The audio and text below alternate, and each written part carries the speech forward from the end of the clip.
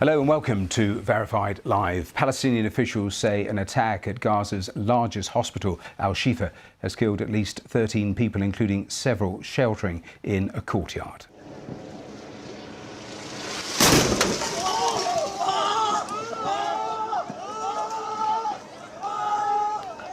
Well, this video is from the hospital. You can hear an explosion and people taking shelter, followed by screams and panic. Israel claims that Hamas, described as a terror organisation by the UK and US governments, uses hospitals as bases for military operations.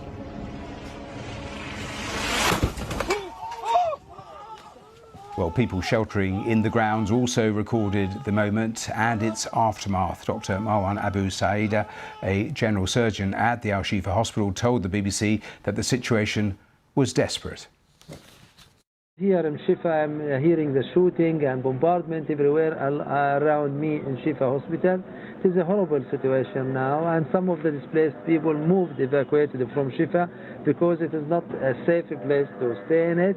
But our staff is still there, and our patients in the department is still there, and we are taking of the casualties. Today they bombarded some of our displaced people who were here in Shifa.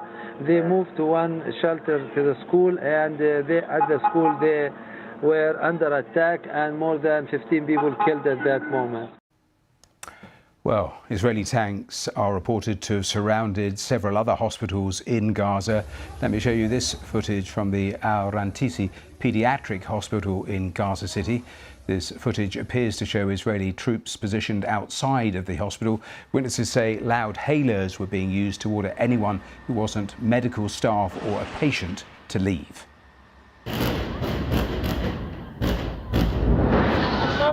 Well, this footage shows large explosions outside the Indonesian hospital in Gaza. The hospital was not directly struck, but it was hit by shrapnel. Well, Gaza's health ministry says more than 11,000 Palestinians have now been killed since the start of the war almost 5 weeks ago. They include 4,500 children. The conflict began after Hamas killed more than 1,400 people in Israel on October the 7th. Let's get this latest report from our correspondent, Yolan Nell.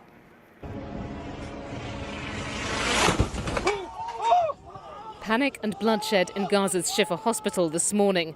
As families sheltered here, they were caught up in the battles between Israeli forces and Hamas fighters, with deadly results. Israel says it's closing in on the underground tunnels of Hamas. Those terrorists who are staying in the basements underneath Shifa tonight can hear the thundering sounds of tank chains, the bulldozers that pound the ground. They can hear it underground. They hear it and tremble with fear. Last night, this was an attack near the Indonesian hospital further north. And at another hospital in the city, tanks took up positions right outside. Fearful, Gazans are flooding to the south. Israel says that as it's tightening its grip on the Strip's biggest city, it's giving safe passage along this route. The US says Israel's agreed to pauses in fighting and to get more aid into the south. It welcomed the move, but wants more to be done. These steps will save lives and will enable more assistance to get to Palestinians in need. At the same time, much more needs to be done to protect civilians and to make sure that humanitarian assistance reaches them. Far too many Palestinians have been killed. Far too many have suffered these past weeks. In Paris, world leaders have been gathering at a peace forum with calls to work towards a ceasefire. Palestinian officials condemned Israeli actions.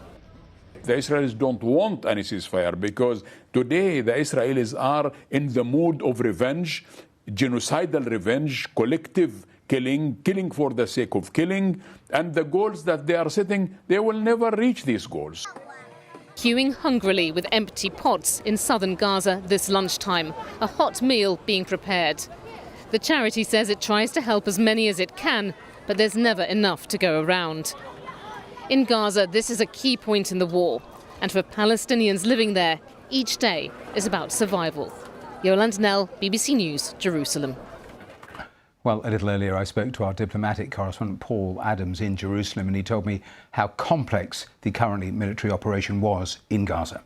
I think it's a very complex picture today, Matthew, and we are piecing together what we can. But look, this is a military operation taking place in a sizable city, and the information that's coming out is both partisan and fragmentary. So we have to try and figure out what we know and what we don't know.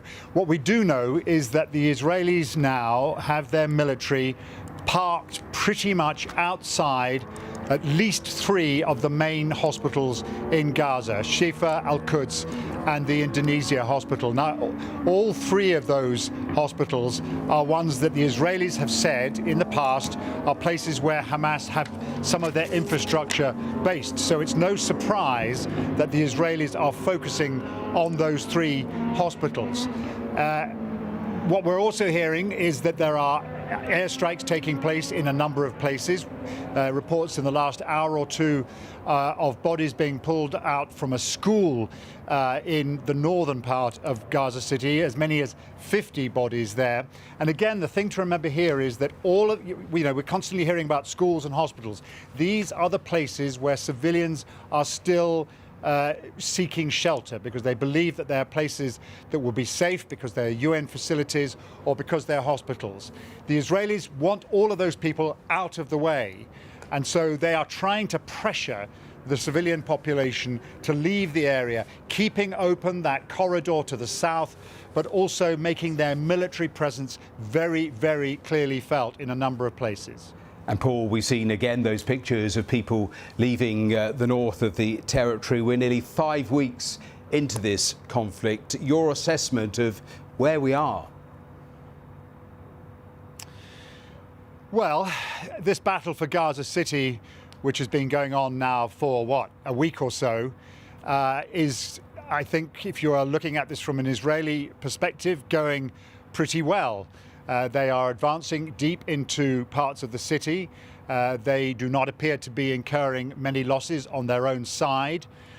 They have finally persuaded large numbers of those remaining civilians to leave. That is something that they have been trying to do for a very long time. And so they feel that the city is theirs to take. How long it's going to take, how many Hamas fighters are still there, where the hostages are. There are so many unknown questions that we could be having this conversation a week from now and things will look broadly similar. Or all of these hospitals may have fallen into Israeli hands and the Israelis might be starting to turn their attention to the south. We just don't know. It's a very, very fluid, complex situation in which we are being constantly bombarded by information, a good chunk of which is almost certainly exaggerated, not true, misleading, and we have to try and make sense of it. And it's right now, I would say, it's about as hard as it's been for the last several weeks.